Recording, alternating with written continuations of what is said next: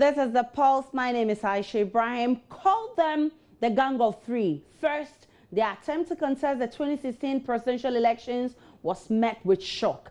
The EC disqualified them from the race, leaving them with no choice but a battle in court with the EC to be restored.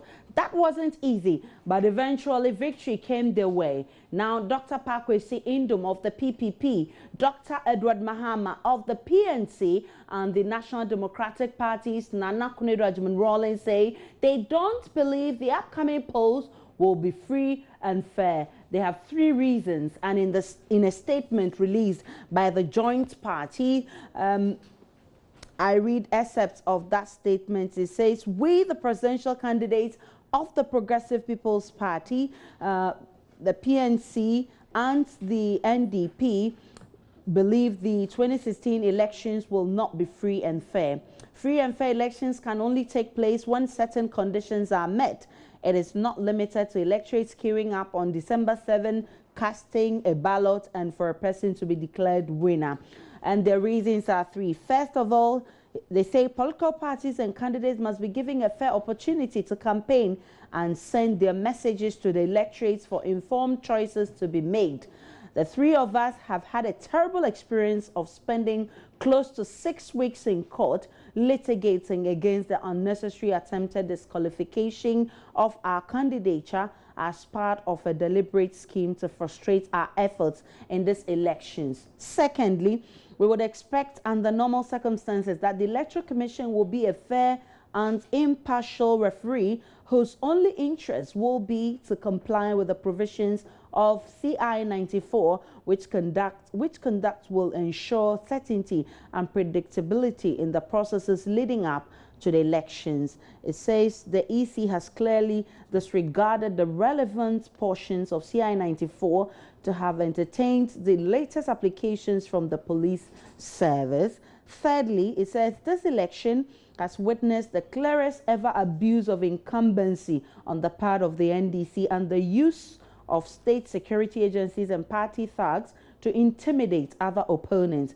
A free and fair election environment will require an atmosphere of fairness in the application of the EC's laws on political party funding. The EC has gone to sleep and allowed the NDC to use the state funds to buy votes without questioning them.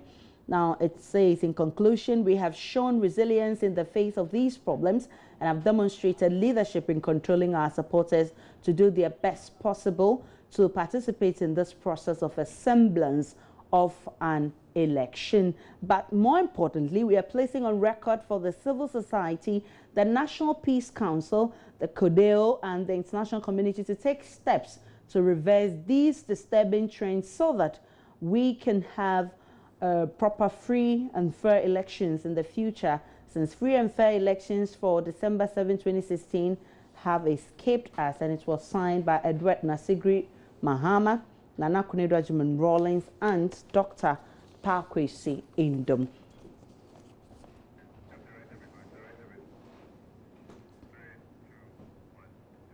Shortly, we'll be having the policy advisor of the PPP in the studio to discuss more on this issue. But we can do more. That notwithstanding, PPP presidential candidate Dr. Pakwesi Indom has some serious plans for the education sector. He's been outlining that at a meeting with the Ghana National Association of Teachers, NAT, in Accra today. Here are excerpts of that discussion. Education, definitely, from a personal standpoint and from the standpoint of the Progressive People's Party, education is very important to us because it's the bedrock for everything else that we hope to do for our country, Ghana. I like to point out everywhere I go that I come from a family of teachers. My mother was a teacher, retired as a head teacher. My father was a teacher, retired as a head teacher. And when my mother retired, she didn't stop there. She used her house as a school. And it got to be so many children which obviously got my father to become every now and then agitated that he couldn't find anywhere to sit. So we, the children, were forced to build a school for her. And so the school is there in Elmina, happens to be one of the best schools as far as examination results are concerned. So I'm very familiar with the things that go on with teachers. There are a number of things that I would want to talk about, but let me straight away mention 4 things that I don't want to forget. First and foremost, under PPP administration, no teacher salaries will be delayed. Give us 6 months when we assume office, and every month, everybody who is brought into the system, at the end of their first month, they will start receiving their salaries. I don't understand the matter of salary delays. And also the matter of arrears. There will not be any such thing as salary arrears. I am in business, I have employees, and no employee of mine would want their salary not only to be delayed, but to even be in arrears. It is not a good way to run any kind of system. So under a PPP administration, the things to do with salary arrears, salary delays, they will not be experienced in Ghana as far as our public service is concerned. So that goes not just for teachers, but for the public service as a whole.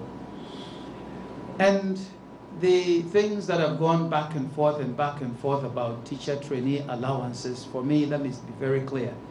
Teacher trainee allowances will be guaranteed. We will be running into a system that will need for us to motivate more people to become teachers. And so we don't want anything that will lead to demoralization or hesitation. Anything of that sort would not be part of our system. And then number 3, we will embark on a comprehensive housing program for teachers throughout the country, and I'm talking teachers at all levels. And soon you will hear from me some of the things that we will do. And then the 4th matter is we are talking about building comprehensive school compounds throughout the country. So I believe that you've been given copies of our policy document. Our policy document, you would realize that education combined with sports has been given good treatment. But beyond what is in this document, we have prepared a research paper on education.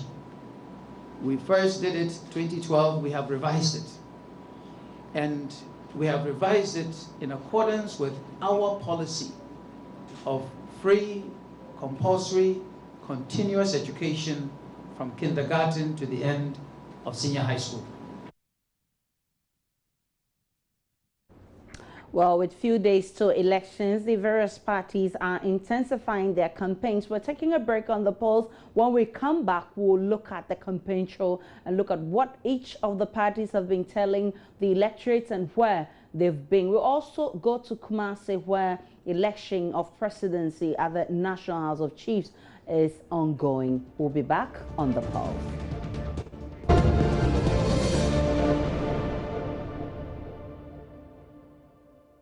Welcome to the Pulse. Let's get on to the campaign show. And we know InnoLink. InnoLink is the company that's printing the ballots for the 2016 elections. Yesterday, we were promised that the hula baloo about this plate will be ended today because they will ban it. What's the update? And the update is that, yes, they were burned in full glare of the public and the media. They burned the plates, they burned the papers. every piece of evidence you could say that was incriminating or which seemed suspicious to all parties involved was destroyed earlier today. So there will be, I mean, they'll start the whole process again. And this time, there is the hope and belief from all parties that there will be no such controversy once more. Right. Okay. So that's very promising. So that you can see the plates being burnt. Yeah. Well, it has restored back the confidence, and I think it will help people to believe, because already people are challenging the EC and saying that the elections will not be free and fair, pointing to some of these occurrences as reasons. So I think it's a very good step Link has taken. And all the stakeholders also believe so as well. Those that we spoke to, they were quite satisfied with the process that occurred earlier today. You can see that they were signing a certificate that actually shows that the whole thing is bent. There is no evidence of any such thing.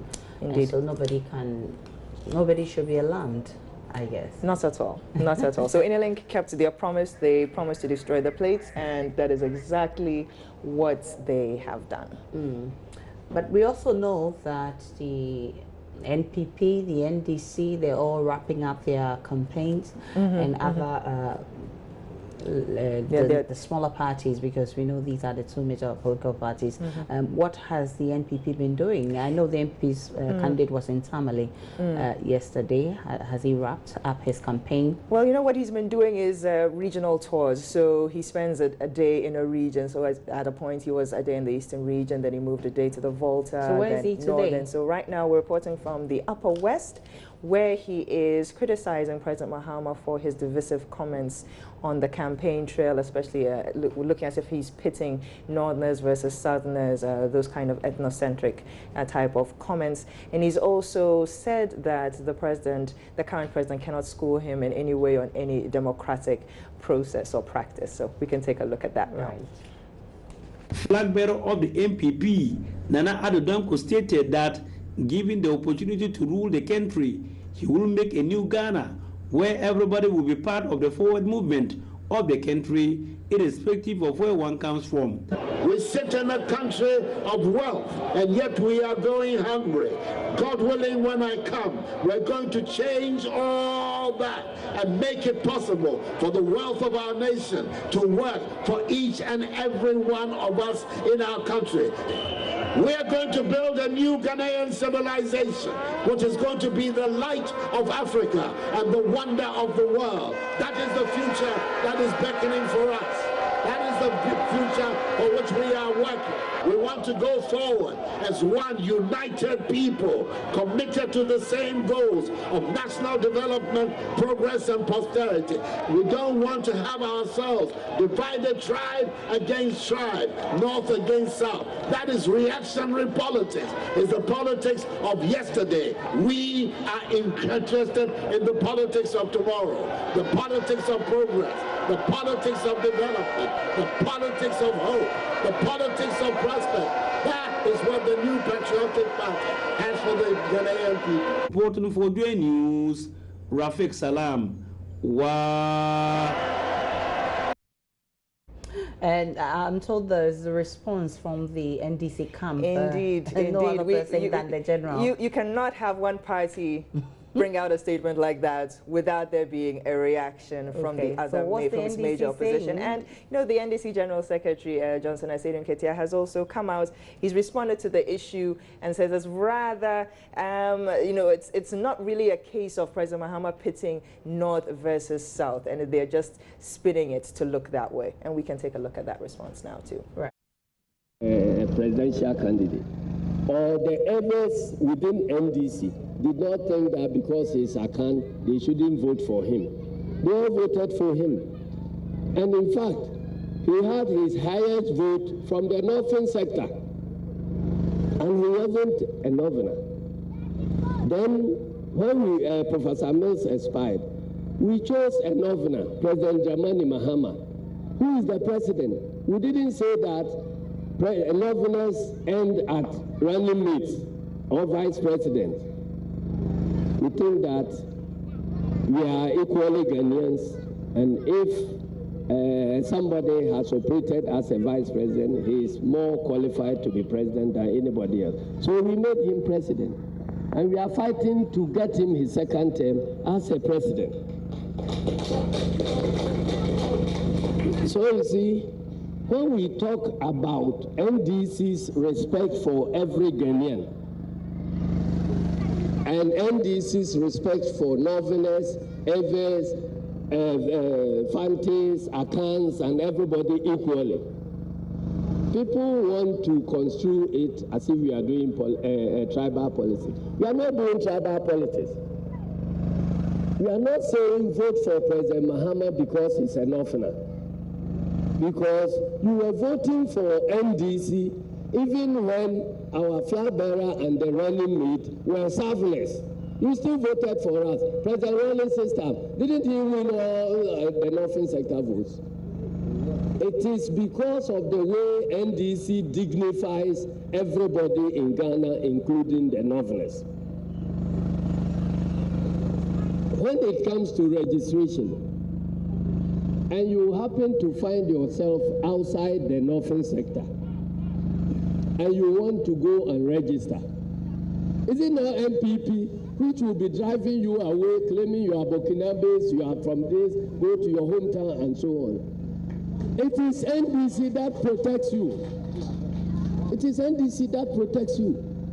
So the party that protects you, wherever you are, and the one that says, I won't allow your brother here to register. After the person has struggled to register, then the same party comes to tell you that exercise that vote for me. It is not on. So please, I want to remind you, this vote is not about having one Christian and one Muslim in the presidency. But at this moment, it looks like the campaign for most presidential candidates has come to a halt, as most of them tripped to Kumasi to support their Asante Hene, who's celebrating 1 week of his mother's death. His mother's passing, yes. So all of them right now are there. I spoke to all of their spokespeople, and they all informed me that today, Thursday 24th, they will be at Menchia Palace commiserating with Asante Hene on the loss of his mom. But tomorrow is another day, and they'll be back on the campaign trail. We know that, but that we are not also losing the sight of the fact that the election of the presidency at the National House of Chiefs is ongoing in Kumasi. I mean, that's side by side with the Asante Hene. It's true, and that one has even been concluded. And they gave it to, and I was going to say they gave it to, it's not something they appoint, it's something they vote for. It's the Agbobemefia of, that's Togbe Afede. Right. The 14th is the current president of the House of Chiefs. Right. So we'll be bringing you more on the campaign trail as and when the presidential candidates resume their campaigns. But let's do other stories. Job creation ordinarily falls outside the mandate of members of parliament. However, promises politicians make to the electorate on such critical national issue come back to hit them as voters hold them to their word. Voters in Asawase constituency say they will consider jobs to decide between incumbents and challengers. In the following report, we take a peep into the race for one of the few seats virtually monopolized by the NDC in the Ashanti region. This is a report by Love FM's Erastus Osari Donko. Asawase, since its creation in 2004 from the defunct Asukwa East constituency, has voted NDC in both presidential and parliamentary elections. Late Dr. Jibril Adamu Mohammed picked the seat with 33,541 votes, representing 49.7%. Second placed NPP's Patricia Appiaje polled 29,067 or 43.1%. All other candidates shared a total of 4,877 votes. A by-election following Dr. Jibril's death in 2005 saw Muntaka Mubarak of the NDC stretch the then opposition party's dominance with 60.4% of valid votes. NPP's Baba Musa, then Ghana's ambassador to Guinea, managed 38.7%. In 2008, Muntaka Mubarak, now majority chief whip, retained the seat, though his percentage votes declined. Dr. Abdul Kabir of the NPP had 42.2%. The NDC candidate repeated the dose in 2012, beating NPP's Nanantwi to it. 4 candidates are gunning for the seat this year. PPP's Issa Baba Kampon, Alhaji Mohammed Mubarak of the NDC, Ali Duseidu of the NPP, CPP's Elias Mohammed, and incumbent Muntaka Mubarak of the NDC. But the contest is largely between the NPP and NDC candidates. The creation of Asokore-Mampong municipality from Kumasi Metro has brought lots of development to the area, with incumbent MP credited to be key agent. NPP Regional Chairman Bernard Enchibo-Siako has vowed to take Aswanse this time round, and he puts his position on the line if he fails.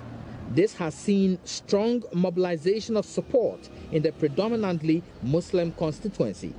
It was evidenced by the euphoria that greeted party flag bearer Nana Addo Dankwa Akufo-Addo to the constituency during a recent regional campaign tour. So beyond the talking and theatrical display, what goes into the thinking of voters? Ask anybody in this village and this town, they will tell you that they are in hardship. There's no work for them, nothing that they can do to get money, even to pay their children's fees. It's very serious, very serious. Not a matter of the roads and hot. Apart from the Boba road, all the road that they are doing is a second-hand road, and they just put this thing, the asphalt on it. Go and see the main road. The main road that they're supposed to do, they didn't do it. If everybody will support me and go for Alidu, I think everything will be successful. Anytime when the NDC was in power, he will not neglect Aswase constituency. They always help Aswase constituency for development in terms of road, and the schools, and the hospitals, and the market. They are helping us. That's why everybody continue voting for NDC. As for me, I will vote for Honorable Alidu, because we have an MP since 2004 to up to date, 2016.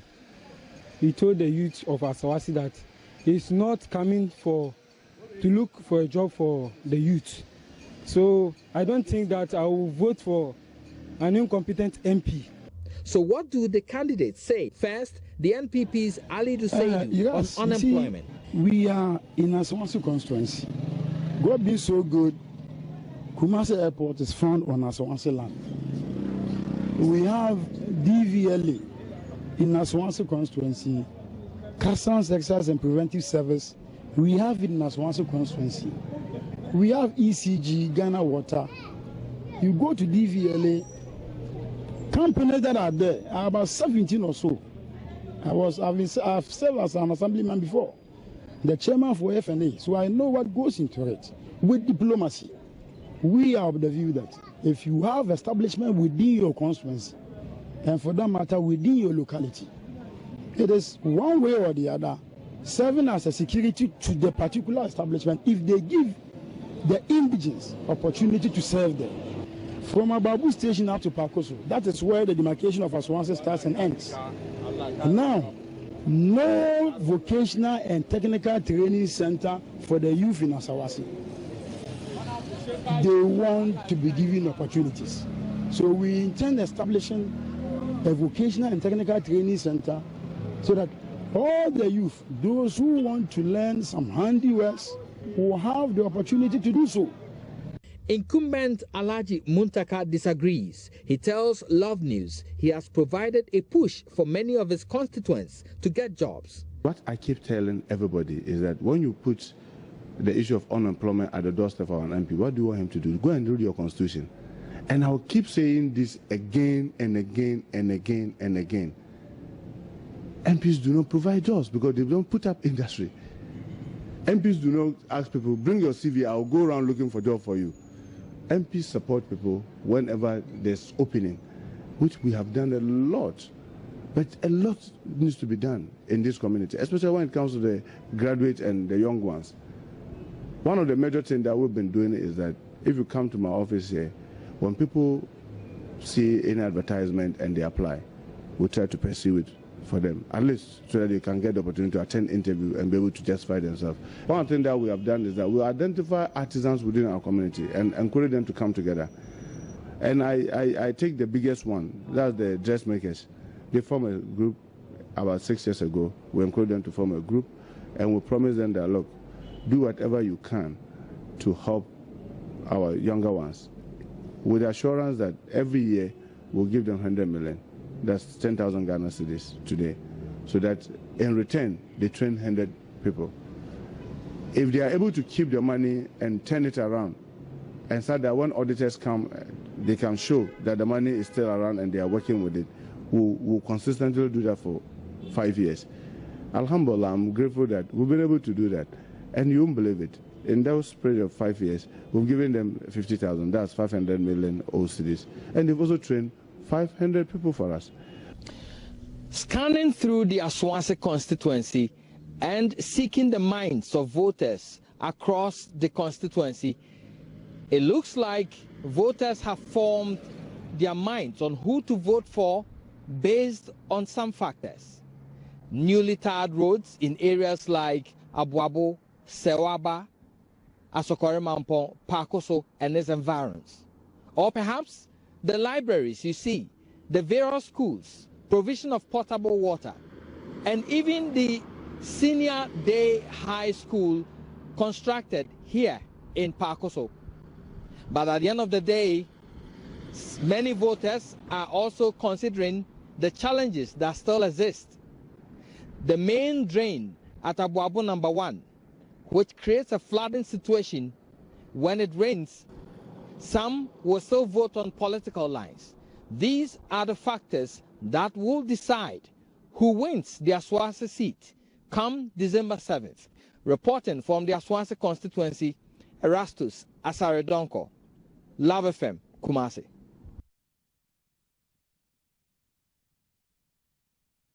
And this is the Pulse. We've been talking about a number of issues, but top on our issues today is the joint statement released by the PNC, PPP and the NDP, saying that they do not believe that this year's elections will be free and fair, and they have given 3 reasons for this accusation or assertions. We'll take a break on the Pulse. When we come back, we'll be interrogating these issues.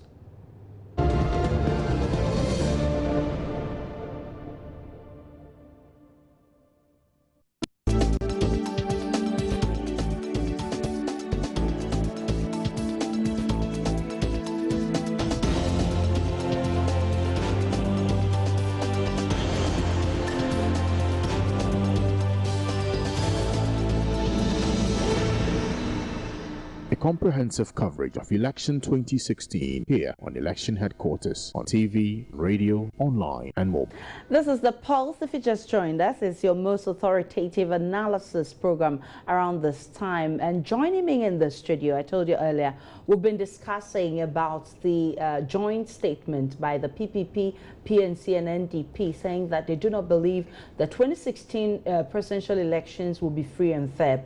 And in the studio with me is Kofi Asamoah, who is policy advisor to the PPP. He represents Ejumere. Welcome to the Pulse. And my first question, you talk about the reasons that you believe there won't be free and fair elections. And the first, you talk about fair opportunities. Yes. Why are you talking about fair opportunities? Because the EC says we've given everybody equal platforms.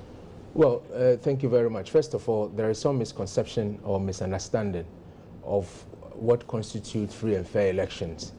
If you read the report over the years about the election and the conclusion that comes to free and fair elections having been held, they talk about the fact that on election day there were no violence. On election day, people were able to queue up and vote. On election day, the ballots were cast and it was counted, and then somebody was declared president or president-elect or parliamentary candidate-elect. So there's that misunderstanding, but we have always held the view that free and fair election is an entire gamut of the processes leading to the election.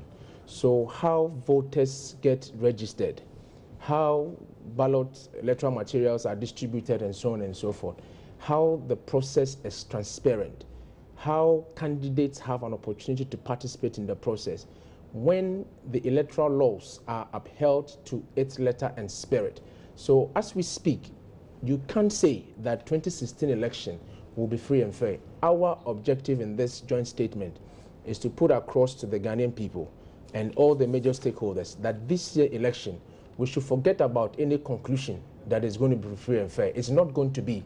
And we have a number of grounds. Number one is that the Electoral Commission has used the CI-94 as a regulatory instrument, or turned it to become an oppressive tool against these three parties that I've mentioned. What was this point about going to court to resolve this matter of disqualification? Deliberate, orchestrated attempt to take us from the arena of political campaign when it mattered most. So we in the PPP, for example, were supposed to campaign in the last 3 months leading to the election because that is what we thought we needed. And you take 6 weeks out of that. You allow us to go and spend huge legal fees in court. The matter didn't end at the High Court. You took us all the way to the Supreme Court.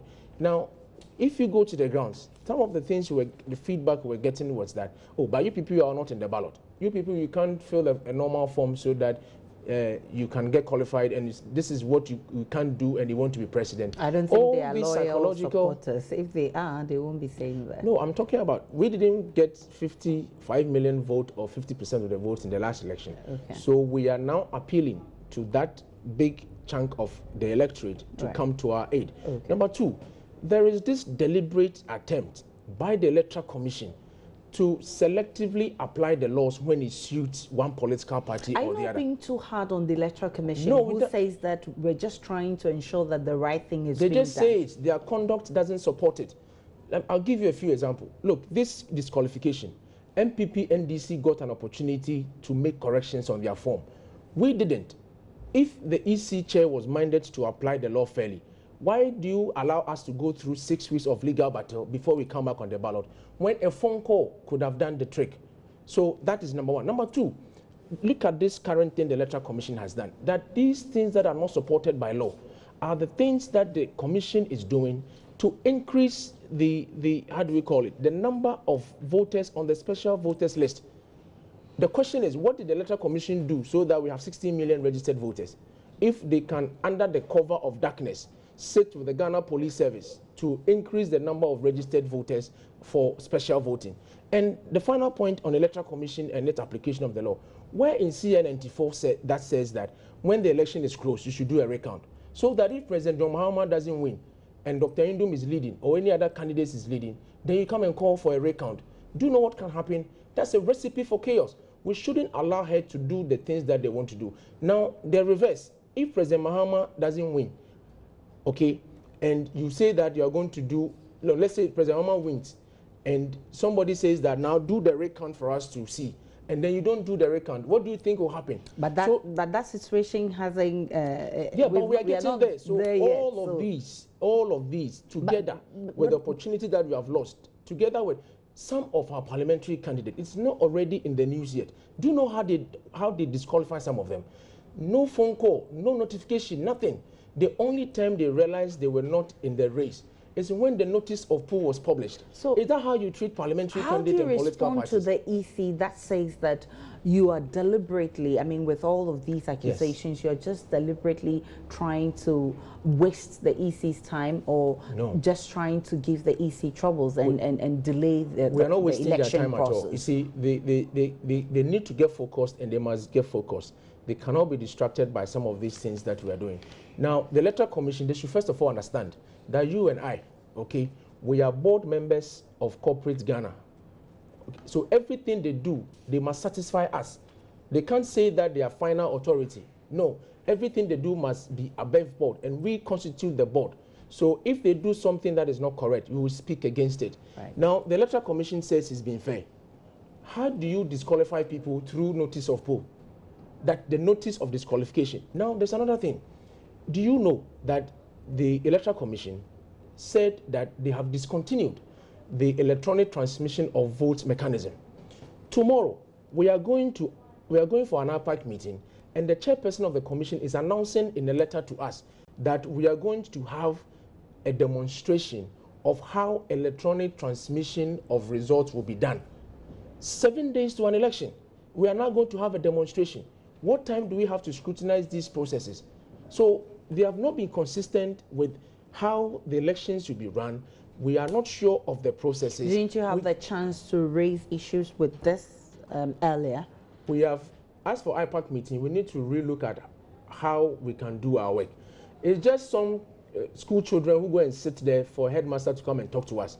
That is what happens. You ask for any clarification, anything, there you are met with this resistance, lack of cooperation from the EC chair. Now, when we raise this issue that you need to demonstrate this thing you are calling a new version of electronic transmission of results to us, they say we will call you at an IPAC meeting. And I suspected 3 weeks ago, I said it, that the EC will call a meeting 1 week to an election. If I was wearing a cassock, they would say that I was a prophet. This is what has happened. You are calling for a meeting tomorrow, and by the time all of us are settled with what mechanism is in place, it's Monday. And that is 1 clear week from the voting day. Which political party will have the means to scrutinize this? The Electoral Commission has become a player, and it's fighting against the activities of these parties, and they are bent on making sure that NDC wins and President Mahama is declared. They have no such choice. This economy is not doing well. The people of Ghana are looking for an alternative political party. Ghana's democracy is not a table tennis, a ping-pong approach, where today, 8 years, it goes to NDC. Then another 8 years, it comes to MPP. Is that what we want? Particularly, which aspect of CI 94 are you accusing the Electoral Commission of breaching? 23, Regulation 23. And the Ghana Police Service, they are quiet. They should speak. If the EC will do anything illegal, it can't do it. The last institution that must cooperate with the EC as far as the conduct of illegality is concerned should be the Ghana Police Service. How the deadline illegal is passed. Has it been? Yeah, but the compilation of the special voters list must be done 42 days to the election. 42 days. Count backwards from 7th of December.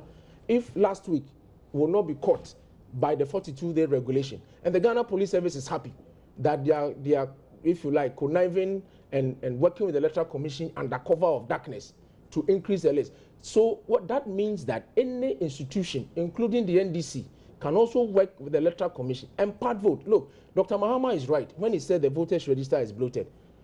In this country, you don't have 1 million births every year. So you can't have 1 million people reaching 18 years every year. Yet between 2012 and 2016, you have more than 4 million people on the voters register. How can 16 million of your population, which is 27 million, be on the voters register? It can't happen. It is not correct. So it's a way that, and everything the EC does is a trick to it. They give you a higher figure for the voters register. 9 million people go and vote, and you have an allowance of some 6 million people, or 7 million in this case, to part their votes. So they make nonsense of the democratic choices of the people. And that is part of the rigging mechanism.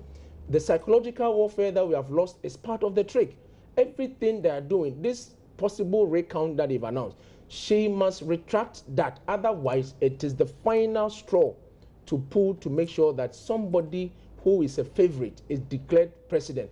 But you see, the danger is that if that person doesn't or wins, and it is close in my own estimation, because closeness is not defined. And I say that because it is close, we should recount, and you don't do recount, and we go on the street. Who has caused that? So our advice to one of the things we decided to do, and we have an objective, is that we should put aside any conclusion that 2016 election will be free and fair. So the European Union, the African Union, CODEO, all those people who like to write nice things to say that the elections are free and fair, they should know that this year is not part of it. And the second objective is that... But they write those things based on their observations. Well, CODEO went to Talensi by election. There was violence there. Guns were shot. And people got hurt. They couldn't observe that one. Then maybe it was just a minor issue. No, they said they didn't know. When we raise an issue that you can't have free and fair election, when people are being intimidated, when candidates are prevented from going to some places, has Kodel condemned the attack on our supporters in Tamale? When we were just standing in some corners, peacefully displaying our placards, vote for PPP, vote for, if you like, calm change and so on. Some NDC tags accosted us and said, we don't belong here. We are not supposed to be in Tamale. It's Tamale for NDC. It's Tamale not part of Ghana. And these Kodel people, they are there. So we can't go and campaign in some places and then you turn around to come and write nice English that the election is free and fair. You can't have that. And in Tamale, in Talensi by-election, when we put this before the Kodel people, they came out and said that, the report they issued was midday report and the final report will come out later. If you have not observed everything from morning to evening, how do you go into the media to say that there's free and fair election? So we are warning them that they can't come and write that one this time. And the second objective, before you ask the other question, is that all this we are looking for is just a reform of the electoral processes. And the Electoral Commission complying with fair rules. In fact, the first attempt to frustrate our participation in this process was the fixing of those astronomical filing fees. Now, when we're able to scale that, and you check NDP, PNC, and PPP, check how many parliamentary candidates were able to field. Less than half of the number that is required under the Constitution, or as far as parliament composition is concerned. And you believe the EC deliberately? Yeah, that is what they did. Yes, deliberately, because they know, as for President Mama and the NDC, they will get money from government to pay for their filing fees, and that is what they did that. And the Electoral Commission, and we say this direct accusation, you must implement the political parties law. The EC has power to check where NDC is getting their money from. They take our money, and then they go and buy all sorts of things. Gas cylinders, outboard motors, go and buy vote. And then Peace Council says this election is free and fair. Kodel says it's free and fair. European Union says it's free and fair. Can they do this thing in Europe where you take taxpayers' money to buy and when we complain, the ministers say that the president is still president. And so what? He's a candidate and all of us are in competition. If your father is a headmaster, that doesn't mean when you are going for a race, they should give you a distance ahead. I believe some of these concerns you're raising are very genuine concerns. For instance, with the recount of results, and yes, there are processes you need to go through to address these issues. One of those processes is the IPAC meeting. Have you raised this issue? I've just told you, IPAC meeting is like headmasters and school children. There's nothing you say they take. They just come and announce what they want to do, and that's it. So we shouldn't raise IPAC as if it's an important alternative to conflict resolution. Professor Makokwe has written to the Electoral Commissioner, the chairperson, asking for legal basis for that announcement. It's gone silent. She's not responded to anybody. She wants to do what she likes. If that is what is going to happen, it's only beginning to sow seeds of recipe for disaster and chaos. And we can't allow that. And it's important we say these things now. Now, let's talk about abuse of incumbency. Yes. You are pointing accusing fingers at the NDC yes, for abusing yes, power, using state money. Yes. Do you have evidence? Felix Kwacho Fosu goes to NDC rally with the Land Cruiser bought with my taxpayers' money. Can he deny that? All of them. All of them. And the spokesperson of President Mahama, I think Madam Joyce Mukhtar, their name is not... Yes, Bawa Mukhtar. Bawa Mukhtar. She says that the reason why they are doing that is because the president... the NDC candidate is still the president. The soldiers that are following the president, the national security people, the president is not doing presidential activity or duties. Everywhere he goes there as an NDC candidate. And you have all this fuel that is bought, hotel bills that are paid in the name of the state. But it is NDC supporters. You think if we got the same thing, we will not travel around the country that easily. So as for the abuse of incumbency, it's so clear. And the Electoral Commission has no clue. And they have decided to go to sleep. And then one day they wake up and say that somebody didn't fill a form well, so you should be disqualified. But the EC chairperson has made it clear that she doesn't belong to any party. And to make you believe her, she has even said that she will not even vote for you to tell her that she voted for party A or party B. So how do you go about accusing the EC of being in bed with the NDC? The EC is an independent body. It is not. The EC concluded that we were engaged in criminality. Where does he have power to come to that conclusion? Is she a police officer? Is she a crime officer? Is she a judge? So everything she has done, and look at what they just did recently.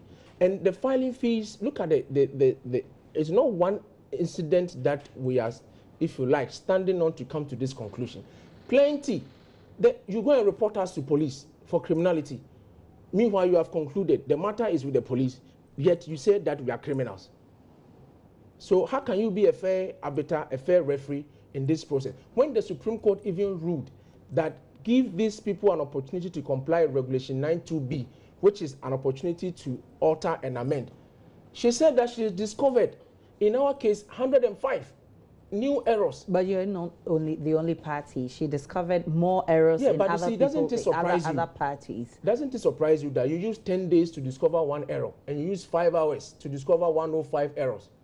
It tells you that you are incompetent. Or if you claim to be competent, then you did those things deliberately. And NDC didn't have one error, and I will tell you some of the errors. The 105 errors that they pointed out. Do you know what she was saying? You and I, we are in the same district, and we are subscribing for this candidate. These are 2 forms. So you fill number 1, and I do number 1 here. You come here and do number 2, and you do number 2 here. Because the positions interchanged, she says that it is inconsistent subscription. Is that the way you use these things to frustrate people? But you could have also checked these little mistakes. No, this is not a mistake at all. There are 2 subscribers for a district. So all you need to do is to satisfy yourself with the 2 subscription. But she goes ahead and say that because one came first here and the other came second there, it means that she doesn't understand. And some of the things, most of them, she just writes signatures. And you know what she's saying? I have 4 signatures before me in 4 forms. And me, Charlotte say, I don't see that these signatures are the same. How can you just say something like that and you want to get away with it? That's what she did. So we had to bring all the 432. We didn't even bring the first set. We brought a different set with a backup. That is some 860 people. So that when she wanted to see the individuals, we would take them to her office. That is the kind of frustration she took us through. That might have cost you a lot. A lot of money. And we drove through the night. Some of the people, there were some people in Tumu, we got that error or list of errors by 7 p.m., 9 p.m. So we had to move vehicles from Wa to Tumu to pick people to come because they couldn't come at that time. Right. You see what we did to get to this point? And then somebody come and say that when somebody was jolly and using state money, lavish and sharing money left, right, center, using Ministry of Communications money to do billboards here and there, and then we say that the election is free and fair. We are not saying that they should come and campaign for us. We are not saying that they should give us money for our campaign and so on and so forth. But what we are saying is that they can't ignore all these injustices and still come and put pen to paper. You say that the EC has been inconsistent with information. Yes, there's one more. The first hurdle we've crossed, yes. When you said they didn't invite you to correct your mistakes, they didn't inform you and they disqualified you. We've crossed that hurdle. The Supreme Court has done justice to that. I mean, going forward, what are some of the information you're expecting from the Electoral Commission, which they've been consistent The most dangerous one is what we don't know. Which is? Yeah, we don't know, because she's done some things that it's not known to us. It's not backed by law. It is just introduced as and when we go on. The example is a police one. Look, there's one that is dangerous. You see, we don't even know, as we speak, she must tell us how many foreigners have registered or have appointed people as their proxy to vote for them. Because you see, the Electoral Commission is playing smart. They put out a communication and said that if you want to appoint a proxy to vote for you, that is the normal approach. The normal approach is that I'm the voter and therefore I'm the applicant. I will not be there, so Aisha should go and vote for me. Then they added a clause to it that, alternatively, Aisha can go and say that Kofi Sian said he should vote for him. But that's a recipe for disenfranchising people. Now, she said something on the BBC interview that clicked, that foreigners will be voting through proxy. When did those foreigners took plane to come to Ghana to come and appoint their proxy? What they mean is that dead people, foreigners, ghosts, minors who can't show up will be given, their names will be given to people to vote for them. These are some of the things. So when we asked Mr. Amadou Sule to change that story, he promised at an IPAC meeting to retract it. He didn't. At the last but 2 IPAC meetings that we attended. He repeated the same thing. Then we said, hang on, this thing came up. We came to IPAC, you say you issue another circular. You have not issued it. Then you come to an IPAC meeting to repeat the same thing. You are just sowing seeds of rigging the election. Because if anybody can go to the Electoral Commission and say, Aisha said I should come and vote for her, you will go there and your name is not there. And those who are dead, those who are foreigners, that is the opportunity given. So in future, after the election, when you want to complain, they say that, but the communication said that the proxies can apply themselves. That is the inconsistency. Certainly, you are so sure of some of the issues you're raising, and you know that the IPAC meeting certainly is not helping you to address some of these issues.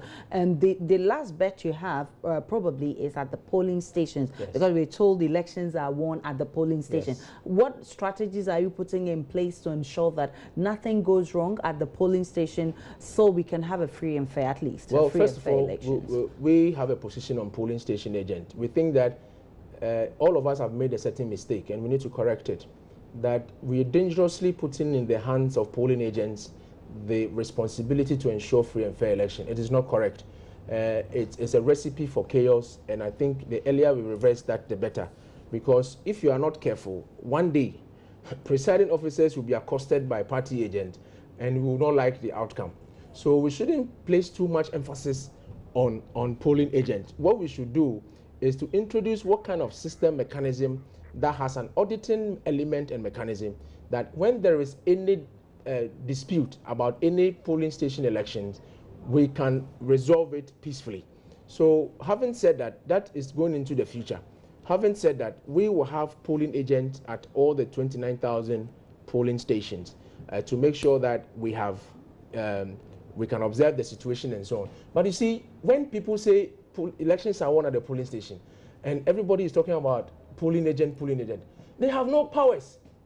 You go and read the electoral laws, the one published by Her Ladyship, the Chief Justice, the Electoral Commission, the training manual and all that. You can't say anything. You say something, the presiding officer has the power to ignore you or to accept. So everything they want to do at the polling station can still go on, whether you are there or not. So have you also written to these bodies you mentioned, CODEO, National Peace Council, and the International Community Civil Society? Have you written to some of these yes, groups? Yeah, I can't speak for the other two on that, but because our collaboration is that we have seen that there's an alternative which that the people are looking for, and we, the three of us, stand to offer that alternative option. And for as far as the letter is concerned, we in the PPP, we've done that since 2012. Plenty letters, plenty, even making suggestions to the Electoral Commission. They won't even give you a reply to anything you tell them. That is the attitude that we face. You see, it's unfortunate that a player will have a banter with a referee. We shouldn't have gotten to this point. The Electoral Commission should have come as a collaborator, as a promoter of participation, not to come as a hatchet man, to come and take away people's or parties that some people don't like. You can't wish us away. We are here and we will stay. So the earlier they do the right things, the better. And for the other organizations, they were organizing peace summit here and there and so on. Yeah, we will participate. And we will speak peace to our people. And that is what we have done. And earlier means what? Less than 2 weeks? Well, we wish you all the best.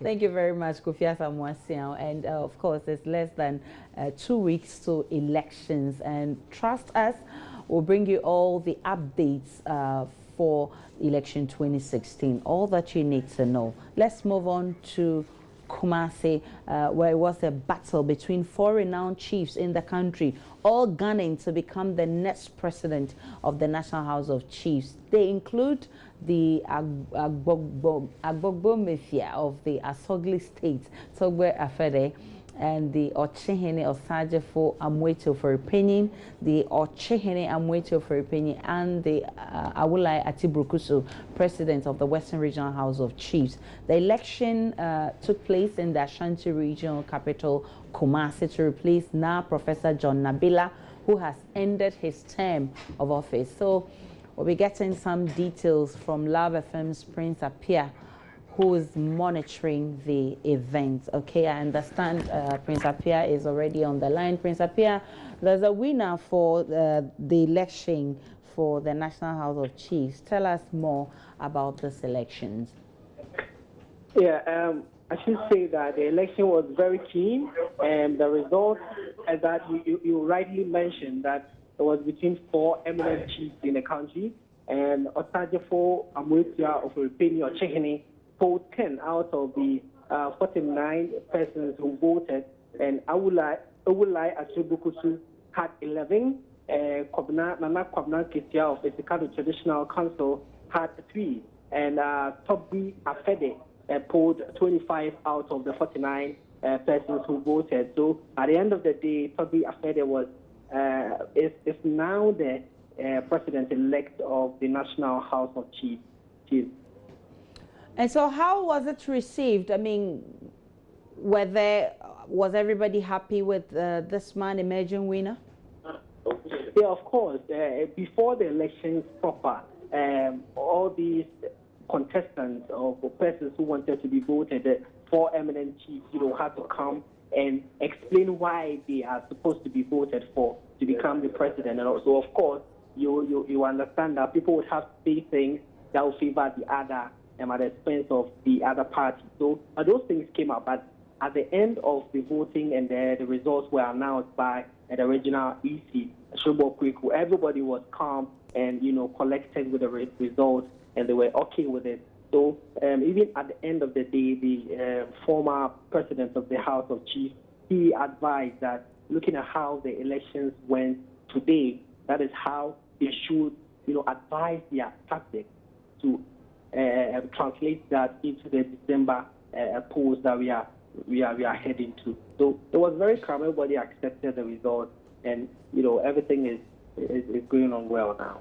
But this certainly is good news for Togbe Afede, who has just won, but that also brings a huge task on him. How is he receiving his new position?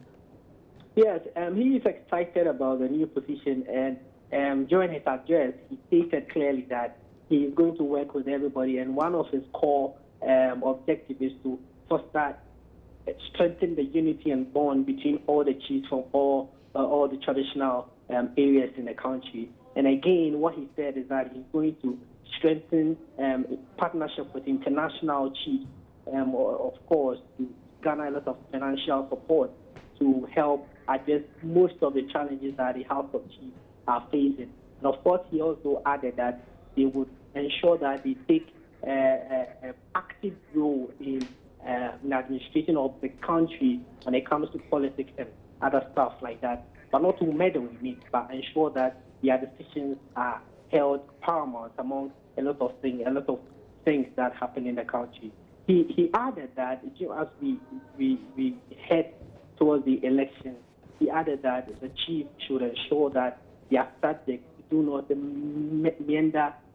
meddle in partisan politics. He advised that most of the politicians currently are acting in a manner that he thinks that might cause a lot of people astray. So he advised the chiefs to ensure that they sensitize and advise their subjects so that they uphold the name of the country, peace, and the peace that we have in the country now. They make sure that we uphold that and keep it even after the election. Well, many thanks to you, Prince Appiah, for the update from Kumasi, and it's from the election of the president of the National House of Chiefs, which Togbe Afede has emerged winner. Now, a peaceful Ghana is needed for a successful election, but surge in land litigation cases in the Trobo constituency have the potential of degenerating into violence if security services do not find an amicable solution to the many issues cropping up about the land ownership.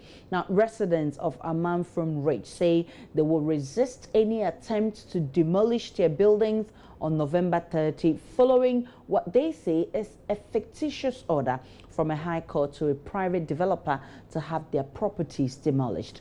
The aggrieved residents contend they legally obtained permits to erect their buildings on the disputed land. Following notices of an impending demolition on November 30, residents are vowing to clash with anyone who will step foot on the land to carry out that exercise.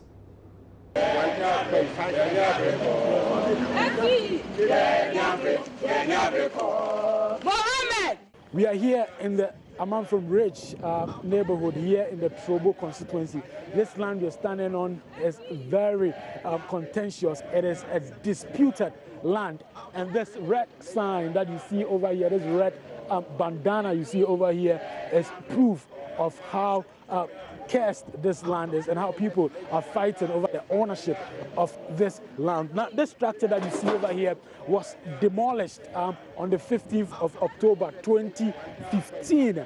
Residents here say they've been served a notice that there's another demolition going to happen on this land come the 30th of November. But residents here say they are not going to take it lightly with any private developer who stepped foot here on this land to embark on a second demolition exercise.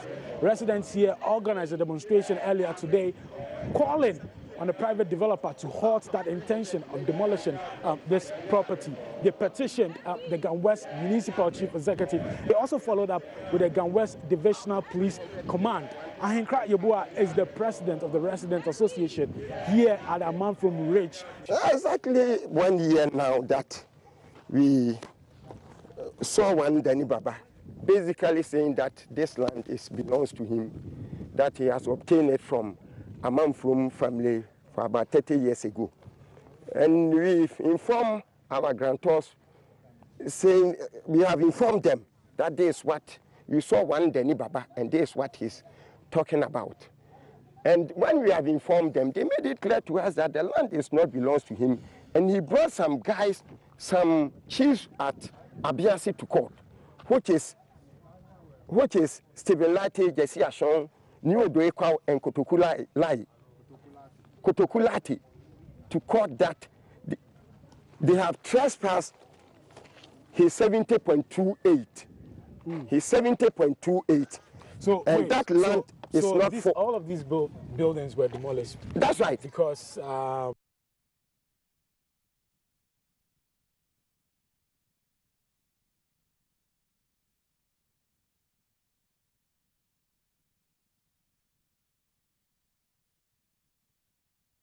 that's a normal process that they want to pass in.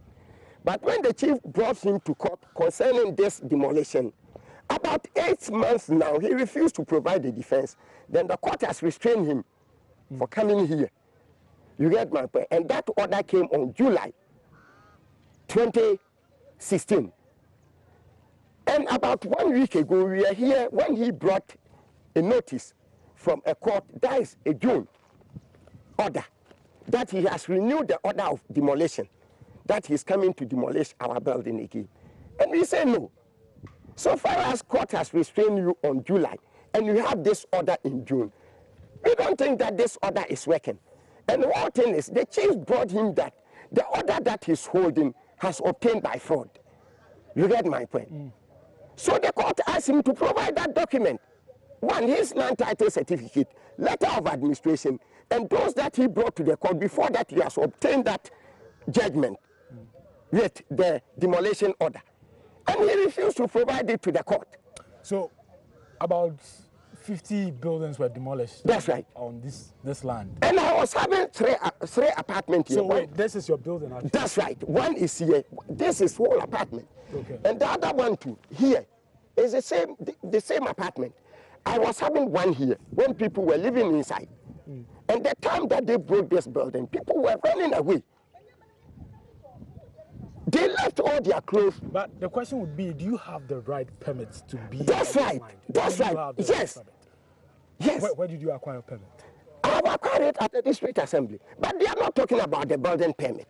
It's not the building permit that he's talking about. What exactly is he talking about? What he's talking about is, he said he owned this land.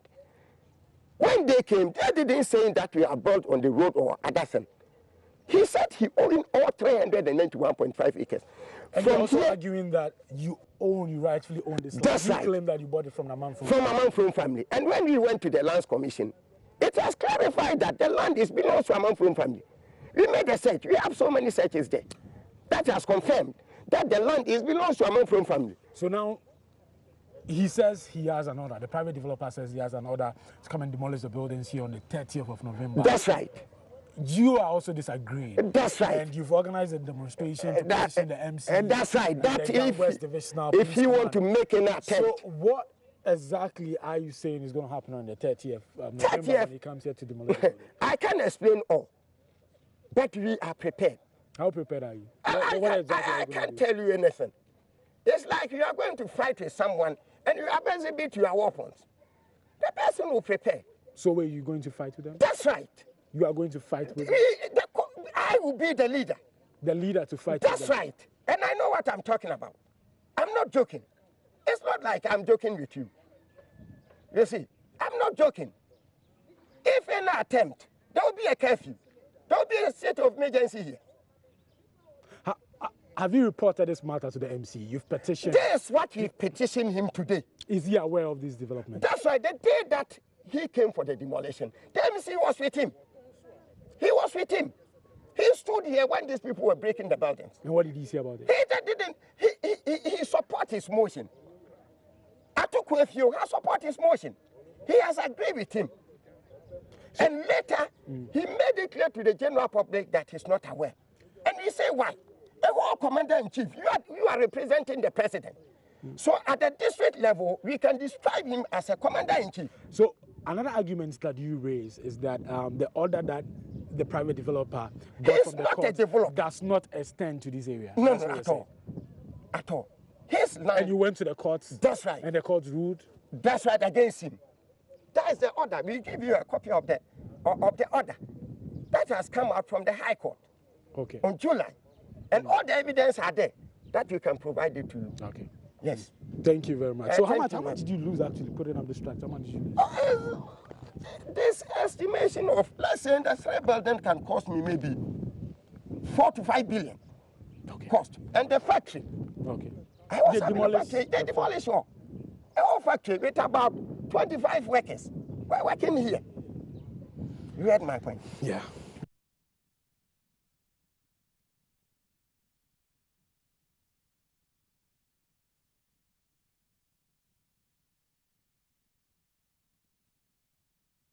So it's not only a man from Ridge where you're having this kind of issues, it's around the country, and we're told that Obliman is also experiencing a similar situation. The chief of the area has been speaking with Joy News. We can listen to him now. There have been several publications which we've done over threat and over some activities done by langars in my community. And we have published few of them, but to no good response by the security agents. And as time goes on, it keeps on going on and on and on and on. But as a good people of this country, we want peace for Mother Ghana. We cannot take the law into our own hands and do what we wish. The latest of the story was just yesterday when I was alerted by some of the people of my community that there had been 3 cars of police patrol team and some land guard people together with some machines working on a land which have been disputing in the court for about a year now. So when I made my investigation, I found out that those policemen with the land guards were from the anti-land guard unit at headquarters. And they were sent by Commander Tomebe, the anti-land guard commander. So when I speak with him, I asked him what was going on. I saw his men on my land. So what was the issue? And he told me that there was an order for work to be done on the land. And I said, an order? Which order? He couldn't explain, but he said there was an order that they should come and support the work on the land. And I told him they are not working. The people are doing demolition and writing on buildings that removed by court order, which I did not understand because the land in question was wrongly sold to one white man, one Chinese man called Wang Rushen. And I've been disputing this man in court, and there is no such order for demolition or such order for buildings to be written on. So I didn't understand. When I told him there was a demolition going on, he denied it. But I sent pictures to him to prove to him that there was a demolition going on. This act is against the law. as a good citizen of Ghana, even if there should be any demolition in a town, I think it will be in a good manner for the police or whoever gave the order to inform the chief of the town. Or orders has to be given, an alert has to be given to the people. There was no alert, there was no order. Just out of the blue moon, they came in and started demolition. And police were involved in such matter. And these policemen who came and did such act, I know them very well. There was a threat issue with a gun threat, and I called them from headquarters, and they came and made an arrest right in front of my palace. So even if there should be something like that, the police should pay respect to me as being the chief to let me know what was going to happen. So in the light of all these, Ghana and other African countries are undertaking a joint reform in their land policies to deal with the growing conflicts associated with land ownership. Representatives of the various countries have met in Ghana to fashion a strategy to deal with the problem. Lands Minister Ni-Osat Mills has been speaking to Joy News about these reforms. All African countries will benefit from this seminar. All African countries are the potential targets of large-scale land-based investments, because a lot of countries all over the world, a lot of companies, a lot of individuals are trying to take and to hold large tracts of land in today's world. They claim they need it for maybe farming purposes. They claim it will bring about food security, but sometimes their aim is that, let's say it's Korea, and they want to acquire land in, let's say, Madagascar. So they can acquire thousands of acres of land in Madagascar. The whole idea being that they will then be able to grow food and ship it back to their own mother country, for example. Some to take their land, they claim they're going to use for X purpose. Eventually they use it for Y purpose. And the whole idea being that they just simply want to hold the land, wait for the land to increase in value, and then sell, maybe for purposes of real estates or something else. But they will tell you they need it for farming, for example. So all African countries need to be guided by very strong rules, guidelines, as to someone coming along and taking large tracts that sometimes cover whole villages, whole towns, potentially. It ends up displacing people. It ends up making them have food insecurity because they lose their land to these people who grab lands. So we have to really be careful. So Ghana will learn a lot. Already the Lands Commission has put together guidelines for acquisition of large-scale, land investments. But the important thing to note also is that in the new bill, land bill, it's proposed that any acquisition of land beyond 50 acres should trigger an inquiry and for us to look into it and find out exactly why the land is being acquired. So the land bill is not yet law, but we are looking to the future.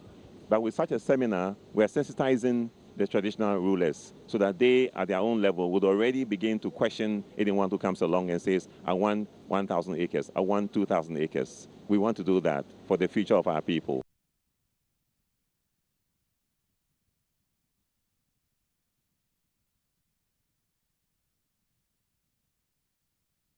And this is The Pulse. We'll be taking a break and make way for the sports segment on The Pulse. But before then, renowned televangelist Dr. Lawrence Tete is asking men of God to be wise in how they disseminate election-related prophecies, stating some pastors even prophesy according to their feelings. He adds he's being led spiritually to organize a prayer rally ahead of the December 7 polls, and he claims Ghana would have been worse off without the prayers of Christians. Say you have a problem with how people want to predict the elections. Is there a problem at all, even as a man of God? Is there anything wrong with a prophet or a self-professed prophet, or even if he has a track record of fulfilled prophecies? Is there anything wrong with trying to predict the elections? The truth is that we say in part and we prophesy in part. And sometimes the Bible says we should be as wise as serpent and as harmless as dove. The time we live in is a very sensitive time. So I think prediction is not the best thing for this time. Even if God has really released something to some people, they should have a way of relating it rather than going public and dividing the people. Every pastor has congregation, and certainly you can't tell me that all my congregation belong to NDC or MPP, so we need to be wise. But all your congregation fear God, so if it's something that is coming from God, should the congregation have a problem even if it's not what they want or it's not their will? As we all learn from the church, the will of God should be done. So if it's the voice of God and God is saying to the people, this is what you should do, should the division in your congregation matter? I think the trend is quite sensitive now, and we need to be very mindful about it. We've had different versions of the prophecies, and God cannot be divided in this different way. Most time our politicians will be speaking about peace, but what is the guarantee that they all mean the peace they speak? And I'm praying that we get to that place where we walk the talk.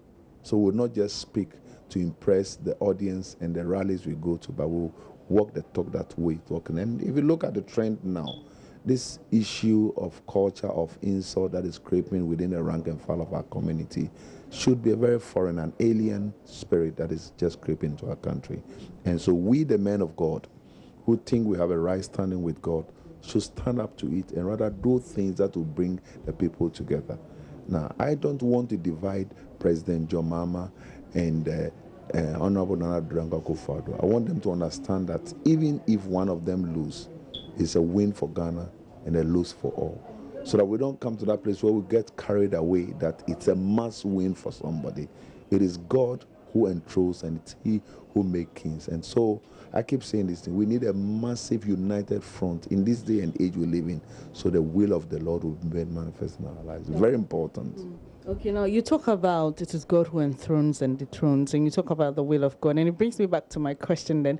If it is God who enthrones, then God surely should know who's going to win the election. So what's wrong with a pastor or a prophet saying it? I think that, as I rightly said, wisdom is very important. We need to make sure we don't create any upset and any uncertainty now. The fact that God has spoken to you doesn't mean we should not have a wiser and a better medium in spreading it. Now, if we have to go on radio and to be saying who wins, everybody, sometimes our interest can even make us feel like something's well. We just finished the election. They just finished the election in the USA. How many people didn't think Hillary would win? How many people didn't even think that Trump was nowhere close to his election? But this is what happened. And we had prophecies. We had very renowned and seasoned men of God who predicted who was going to win. And some of them were highly disappointed. And it undermined the credibility of the clergy. So we need to make sure we keep, and this vocation of ours is very sensitive. The politician comes, the longest they can stay is 8 years and they are gone. But the clergy lives on. We don't get elected. And I will say this thing without shying away at all. But for the prayer that Ghanaians pray, Ghana would have been a mess today. During my time in Jerusalem, I went to the Wailing Wall to go and pray with my team. And whilst I was at the Wailing Wall, this thing dropped in my spirit. That when I come back to Ghana, I should put together a prayer rally where we will pray for the leaders, pray for President John Dramani Mahama, pray for Nana Addo Akufo-Addo, pray for Dr. Indom, pray for Nana Kunadu Ajima Rollins, pray for Green Street, pray for all the leaders, pray for even the independent candidates and Edward Mama, and believe God that God's choice become our choice.